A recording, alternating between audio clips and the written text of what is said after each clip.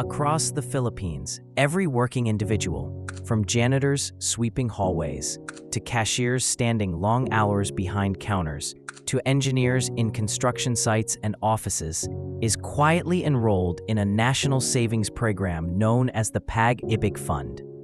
Each payday, without fail, a portion of their hard-earned salary is deducted. It's automatic, it's mandatory, and for decades, workers have trusted that this deduction is part of a larger promise. A promise that their contributions are building something greater. Pag-IBIG is presented as a pillar of support for Filipino workers. It is advertised as a gateway to financial security, a stepping stone toward home ownership, a safety net during emergencies, and a source of dividends for long-term savers. The brochures speak of opportunity. The TV commercials show happy families moving into new homes. The websites boast of record profits, digital services, and an expanding portfolio. But beneath the polished marketing and government endorsements lies a far more complex and far more troubling reality. Because when you strip away the slogans, when you speak to the workers themselves, when you follow the money, a different picture begins to emerge. A picture where countless Filipinos, despite contributing faithfully for years, struggle to access the very benefits they were promised. A picture where low-income workers, overseas laborers, and public servants are asked to give more and more, but often receive far too little in return. A picture where loan applications are delayed, declined, or buried under red tape, where housing remains out of reach, where retirement returns don't match inflation, and where the financial reports show growth, but the lives of contributors remain unchanged. How can a fund fueled by millions of workers fail the very people it claims to serve? Where is the money really going? And who is truly benefiting from this system? This documentary is not an attack. It is a call for transparency. It is a journey to uncover how the Pag-IBIG Fund operates behind closed doors, how much contributors really get back, and whether the system, as it stands today, is helping or harming the Filipino worker. Because when a nation's workers are required to contribute, they have the right to ask questions. They have the right to demand answers. And most importantly, they have the right to expect results. Welcome to our investigation. This is the story of the Pag-IBIG Fund behind the curtain.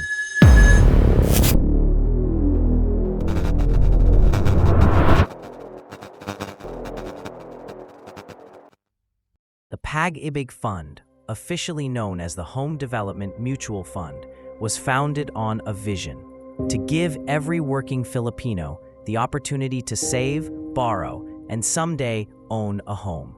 Established in 1978, during a time of economic uncertainty and rapid urbanization, it was introduced as a safety net for workers, especially those who might never have had access to formal credit or financial systems. It was, in principle, a cooperative system, a shared fund, a social contract between the government and the working class. Its goals were clear and noble: to help Filipino workers save consistently over time, to provide accessible, low-interest housing loans, to offer short-term financial assistance in times of need, to return dividends annually based on the fund's performance. In essence, Pag-IBIG was created to make saving and home ownership possible, even for those earning minimum wage. Every month, employees contribute a fixed amount, typically between 100 pesos and 500 pesos, depending on income. Employers are required to match that amount. This dual contribution model means that over the course of 20 to 30 years, an average worker may accumulate tens or even hundreds of thousands of pesos. Multiply that by millions of members, and you're looking at billions of pesos moving through the system each year. From construction workers and school teachers to fast food crew members and OFWs, everyone is included. Participation is mandatory. Contribution is automatic.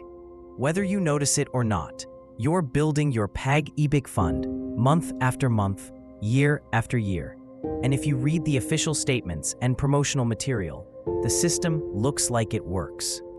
It promises housing loans with low interest and long terms, up to 30 years, multi-purpose loans for medical expenses, tuition, or sudden needs, calamity loans for disaster-stricken areas, dividends paid out annually based on total fund performance. On paper, it seems like a rare example of a government program designed not just to collect, but to give back. But paper isn't reality, because while the goals of Pag-IBIG remain admirable, many contributors are beginning to ask hard questions. If I've been contributing for 15 years, why was my housing loan application denied? Why do emergency loans take weeks, even months, to be approved? Why are retirees reporting that the amount they receive back is less than what they expected, or worse, less than what they originally put in? Why does it feel like I'm saving into a system I have no real access to?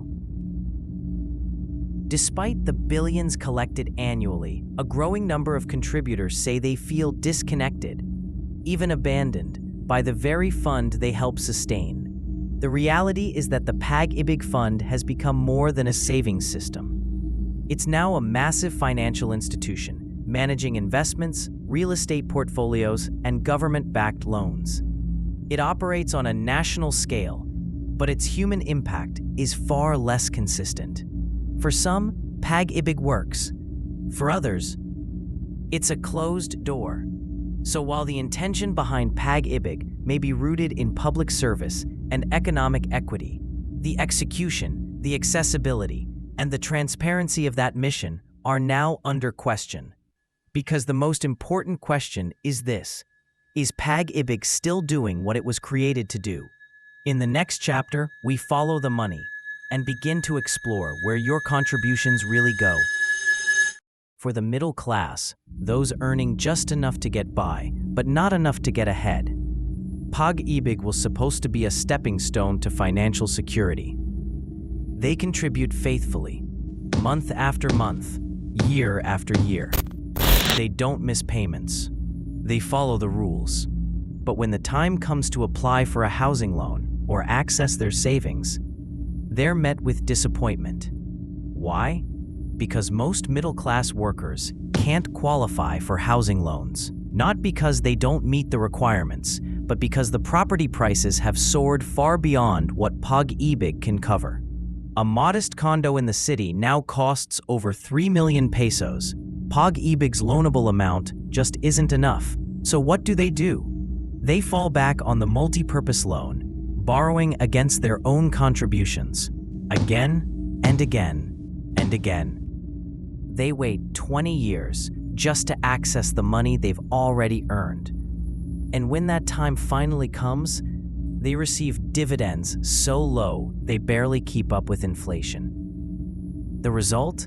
The middle class ends up stuck in a cycle, not building wealth, just surviving, paying interest to borrow their own money, and watching their savings slowly shrink. Pag-IBIG proudly promotes its affordable housing program, offering housing loans starting at just 580,000 pesos with 3% interest rates and 30-year repayment terms. It sounds promising, even revolutionary, but let's ask the real question. Can a minimum wage earner actually buy a home through Pag-IBIG? The answer, sadly, is no. Someone earning 13,000 to 15,000 pesos a month, which is the national average minimum wage, simply can't afford to pay 3,000 pesos to 4,000 pesos in monthly amortization. Even if they did qualify, there's another problem. There are no homes left to buy. Developers no longer build units under 600,000 pesos. The market has moved on, and the poor have been left behind. Let's break it down. Here's what a typical monthly budget looks like for a minimum wage earner in Metro Manila. 4,000, rent for a shared room or bed space. 6,000, food, basic meals, no luxuries. 2,000, utilities, electricity, water, mobile load, internet. 1,500, transportation, jeepneys, tricycles, MRT. 1,500, Emergencies, school expenses, family support. Total, 15,000 pesos, sometimes more. And that's without any savings. So how can they afford another 4,000 pesos for housing loan amortization? They can't, not without sacrificing rent, or food, or medicine. Here's another hidden truth. Developers don't build for the poor. Why? Because low-cost housing isn't profitable. Most Pag-IBIG accredited projects today are priced between 1.5 million peso and 5 million peso, targeting professionals, OFWs, and high-income families. There is almost no available inventory for borrowers approved at 580,000 peso. The math doesn't work for developers. The margins are too low, so they focus on building high-margin, high-price units.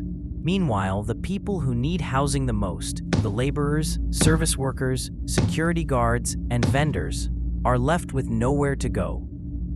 So if the money isn't building homes for the poor, where does it go? Pag-IBIG invests billions in government securities, corporate bonds, real estate portfolios. They boast strong financial performance in annual reports.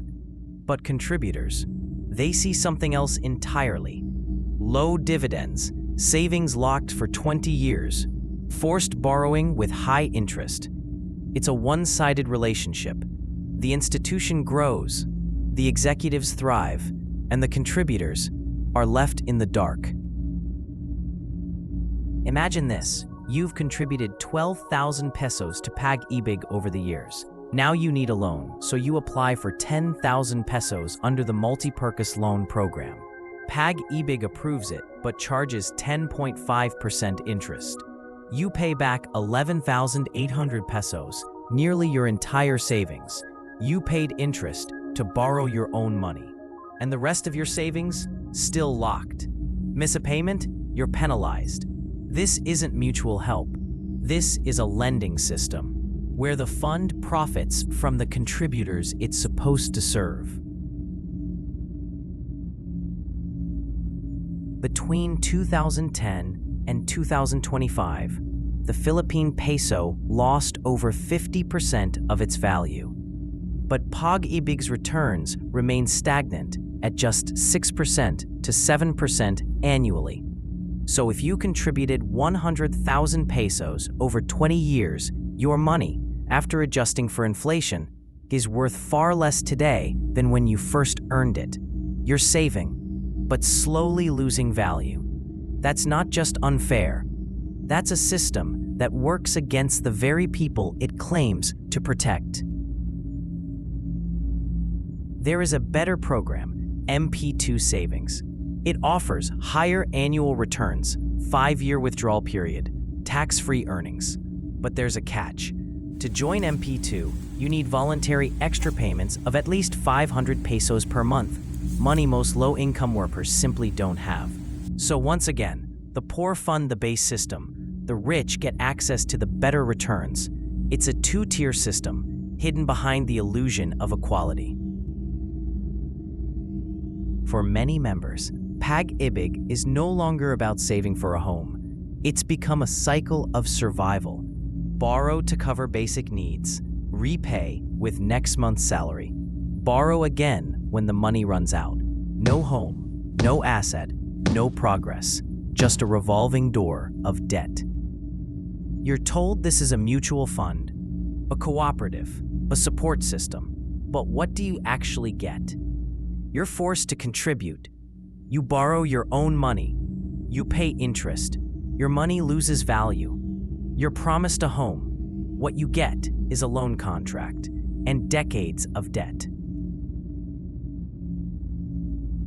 You trusted the system. You gave your share. You followed the rules. But after 20 years, no house, no growth, no protection against inflation. Ask yourself, who really benefits from Pag-IBIG? The answer isn't just in the numbers. It's in the silence that follows every denied loan, every delayed approval, every broken promise. It's time to speak. It's time to demand transparency. It's time to take back control.